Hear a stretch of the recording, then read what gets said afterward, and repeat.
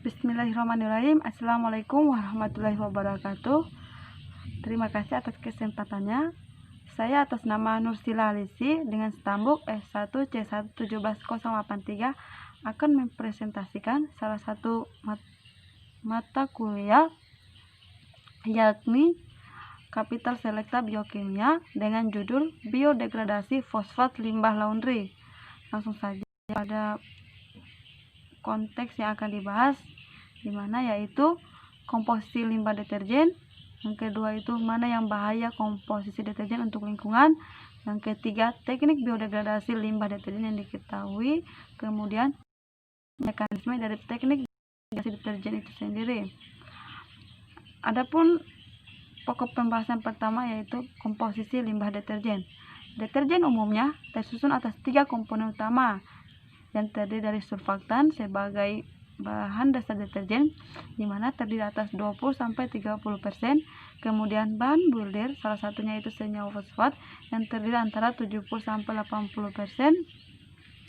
dan bahan aditif yang di mana yaitu pemutih dan pewangi, itu antara 2-8%. Pencemaran air oleh deterjen diakibatkan dari bahan utama penyusun deterjen tersebut yaitu natrium hidroksil benzen sulfonat dan sodium tripolifosfat, di mana kedua bahan tersebut sulit untuk didegradasi secara alamiah. Selain NADBS dan STPP, pencemaran deterjen di perairan juga disebabkan oleh adanya kandungan surfaktan dalam deterjen seperti alkyl benzen sulfonat dan linear alkyl sulfonat. Selain itu juga ada sodium dodesil sulfonat atau SDS menurut Swastuti DKK 2015. Mana saja yang bahaya dari komposisi deterjen untuk lingkungan? Pencemaran air oleh limbah laundry terutama disebabkan oleh keberadaan fosfat.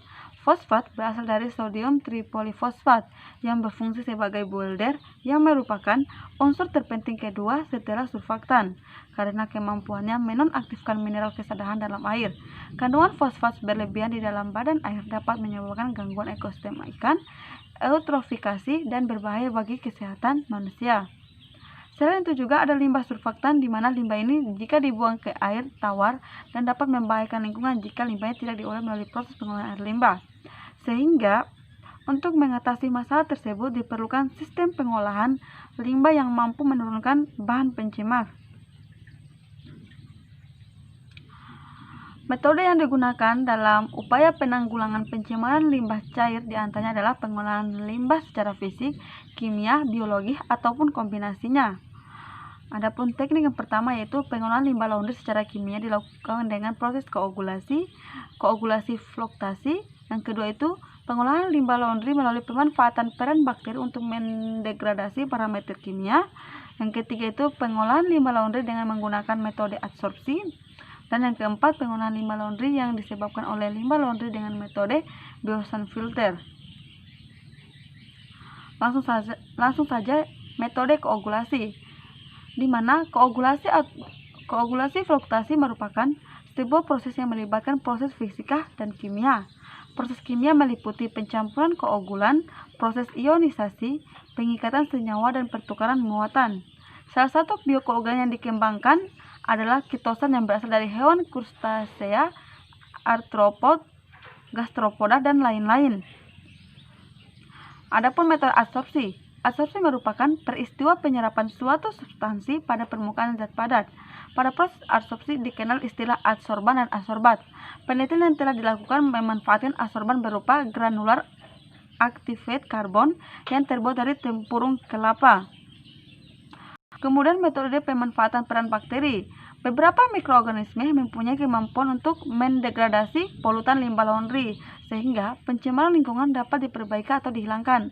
Salah satu contoh mikroorganisme yang digunakan untuk melarutkan fosfat yaitu bakteri konsorsium. Selanjutnya itu metode Biosan filter.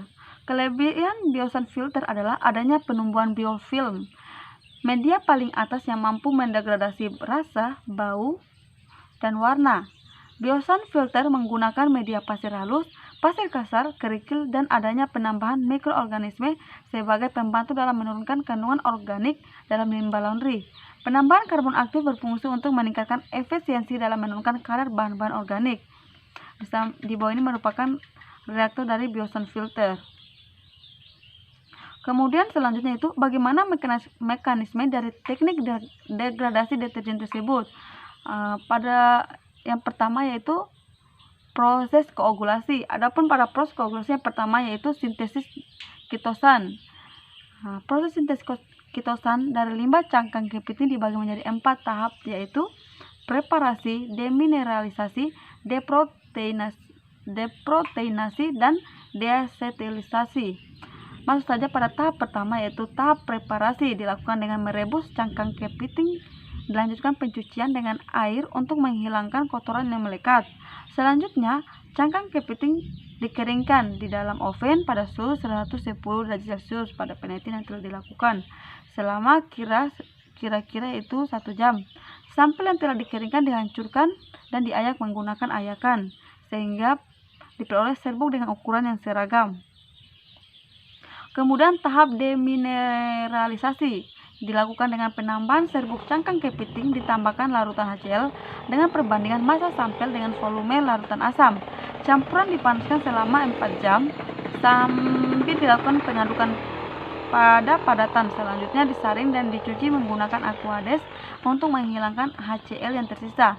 Padatan yang terpisah selanjutnya dikeringkan di dalam.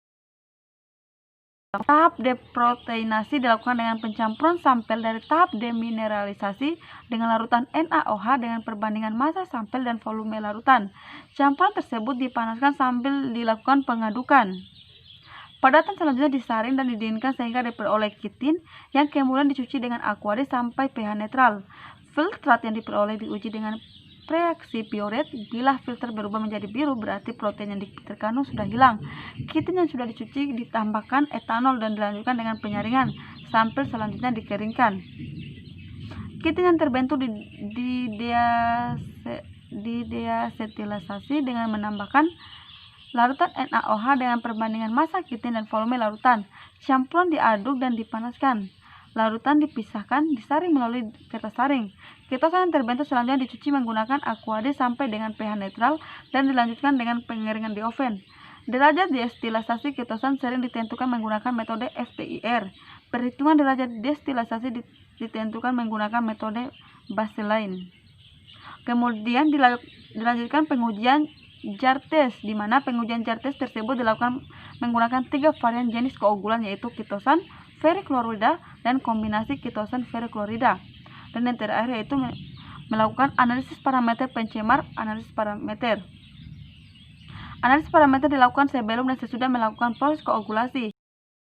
Ini adalah untuk mengetahui penurunan konsentrasi beban pencemar setelah mengalami proses pengolahan dengan koagulan kitosan cangkang kepiting, feriklorida maupun kombinasi kitosan cangkang kepiting dan feriklorida.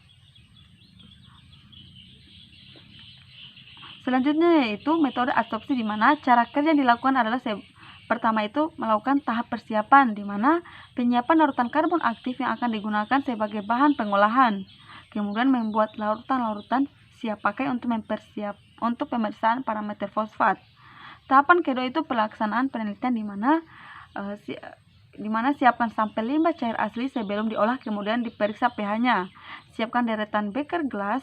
Siapkan beker gelas tersebut dengan limbah. Masing-masing beker gelas ditambahkan larutan karbon aktif. Aduk cepat masing-masing 3 menit. Aduk lambat selama 5 menit menggunakan magnetic steamer. Diamkan selama 30 menit agar terjadi pengendapan. Pisahkan filtrat dari endapan. Periksa filtrat masing-masing beker gelas parameter pH fosfat setelah koagulasi tersebut. Kemudian periksa fosfat pada larutan tanpa perlakuan sebagai kontrol. Pengulangan dilakukan sebanyak 2 kali untuk tiap-tiap perlakuan.